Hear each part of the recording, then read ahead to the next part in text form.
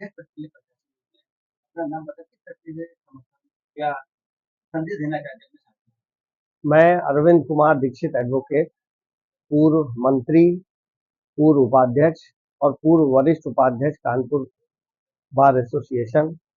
इस बार मैं लॉयर्स दी lawyers association Kanpur में अध्यक्ष पद का प्रत्याशी हूँ। मैं अधिवक्ताओं की गरिमा को बढ़ाने के लिए, उनका मान सम्मान बढ़ाने के लिए चुनाव लड़ रहा हूँ और मेरी पूरी कोशिश रहेगी कि अधिवक्ता का गौरव बढ़े और अधिवक्ता के गौरव को बढ़ाने के लिए और अधिवक्ता हितों में कार्य करने के लिए मैं प्रतिबद्ध हूँ और मैं हमेशा अधिवक्ता हितों में कार्य करता आया हूँ और भविष्य में भी अधिवक्ता हितों का में ही कार्य करूंगा और अधिवक्ताओं का सम्मान बढ़ाऊंगा। यहाँ पर समय-समय पर चैम्बर का भी समस्या बहुत बड़ी रही, तो उसके बारे में क्या आपकी रणनीति रहेगी? देखिए, समस्याएं बहुत हैं। समस्याओं के होते प्रॉब्लम्स हैं और प्रॉब्लम्स हर जगह होती हैं। चैम्बरों की समस्या है और कानपुर कचहरी में इस समय जो नए बच्चे 5 साल से प्रैक्टिस कर रहे हैं, उनको सबको चैम्बर की आवश्यकता है और वो सभी चैम्बर चाहते हैं। कोई बड़ी स्कीम लाने का मैं प्रयास करूंगा और प्रशासन से और जिला जज से मैं बात करके मैंने कई जगहों को चिन्हित कर रखा हूं जहां पर मल्टी स्टोरी बिल्डिंगें बन सकती हैं और अधिवक्ताओं की बड़े संख्या में चैम्बर बन सकते हैं और उन चैम्बरों को बनने से ही, जब तक बड़ी संख्या में चैम्बर नहीं बनेंगे तब तक बड़ी संख्या में लोग बच्चों को चैम्बर नहीं मिल पाएंगे। नए एडवोकेट्स को चैम्बर मिलना बहुत जरूरी है।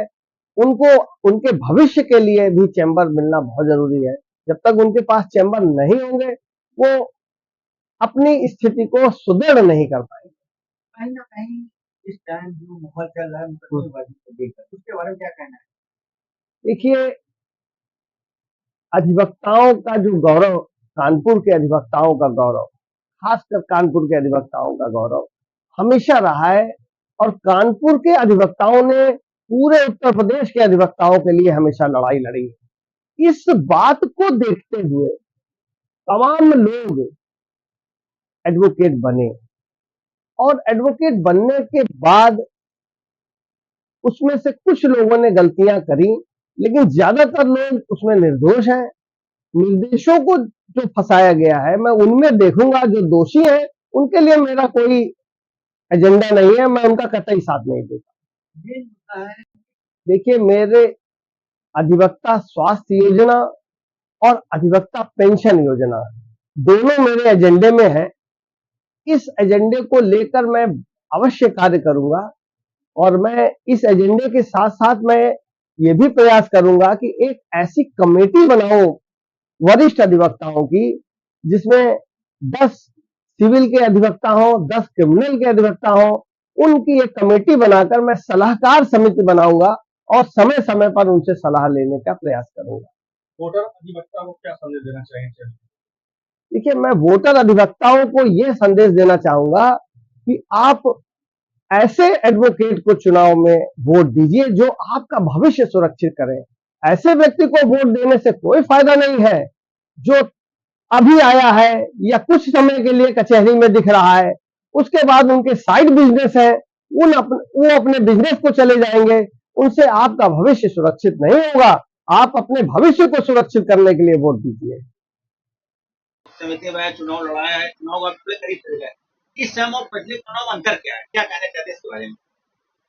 देखिए, वर्तमान समय में अधिवक्ताओं की भूमिका का कुछ ऐसे कृत्य हुए हैं जिससे अधिवक्ताओं की गरिमा दांव पे लगी।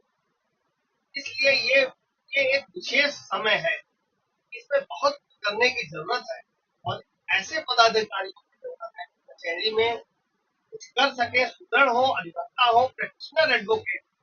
बाहरी व्यक्तियों को जो कुछ समय के लिए कचहरी में आए तो वोट देकर पदाधिकारी बनाना, इस समय हम लोगों की जो स्थिति है